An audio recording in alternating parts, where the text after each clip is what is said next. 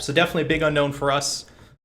So we wanted to cast this and kind of see how they go. Hopefully they're kind of an even matchup. Hopefully we have a good game. And we'll see how it goes. So Malady, interesting first game choice for these guys. What do you think they're going to do? Obviously it's a 1v1 matchup. It's, you know, first blood or first bottom tower will win. Who do you think is going to get it? What do you think first items are going to be here? I imagine most of today we're not going to be seeing a lot of boots. We're going to be seeing a lot of sustains, a lot of chalices, some glacial gems. A lot of things like that to keep them in the game much longer, and a lot of potions too.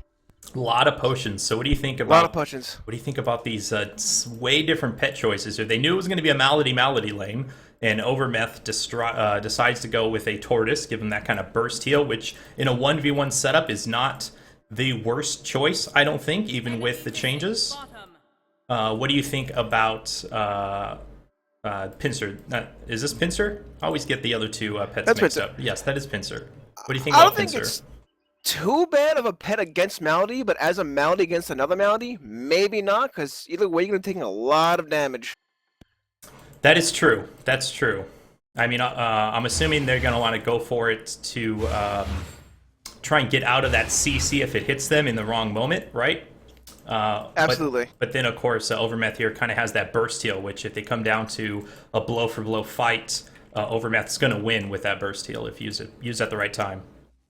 All right, well, it looks like OverMeth went for a glacial gem, and it looks like Insolence might be going for that early chalice like I was talking about. Maybe? Yeah, definitely. I mean, this is definitely going to be a standard chalice, though, not a custom chalice over, and that's a standard glacial gem as well. So no custom items, it looks like, coming out right away for these two players. And it appears on the other team, everybody just bought Maladies. Everybody bought Maladies. Everybody bought Maladies.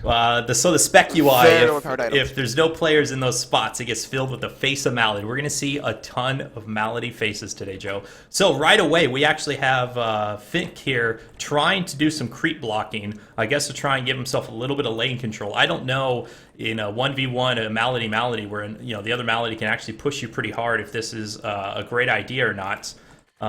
Obviously, OverMeth here is not doing any creep blocking, and as you can already see, the lane positioning is slightly in favor. He didn't do the best job at blocking those creeps, but it does slightly put it in favor of Fink here, but that's going to be quickly lost, I think. Yeah, it might be on purpose, because if OverMeth can constantly push him towards the tower, it's very much in his favor.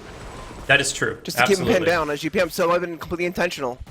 I haven't been thinking about whether it's worth the creep block in this game anymore, because now like pushing is like a very smart thing to do in this game. I agree. Yeah, I mean, I've seen some in these 1v1 matchups going for, I guess they're both going to world win themselves here and just back out. But I've seen these 1v1 matchups, I've seen the creep block strategy be used pretty heavily. I don't know. Obviously, Strife is kind of a push meta, at least right now. But in a 1v1 situation, I don't know if that's necessarily the case.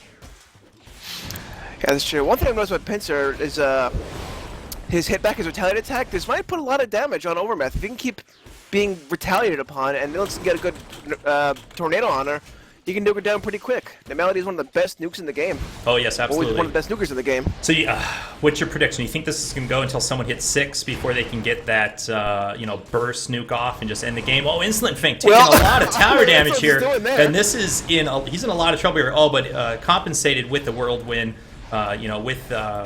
with his Q, and actually they're back on even ground. I don't know why they don't have a healing pot, because they really should be just healing up. Yeah. OverMeth actually uses his tortoise here. That I don't agree with. So his burst heal, his pet is down, but they're going to go into each other. Oh, it could be over right here. And Fink comes out the winner of our very first 1v1 matchup. Congratulations. I was right. And it was a healing chalice completed at the end.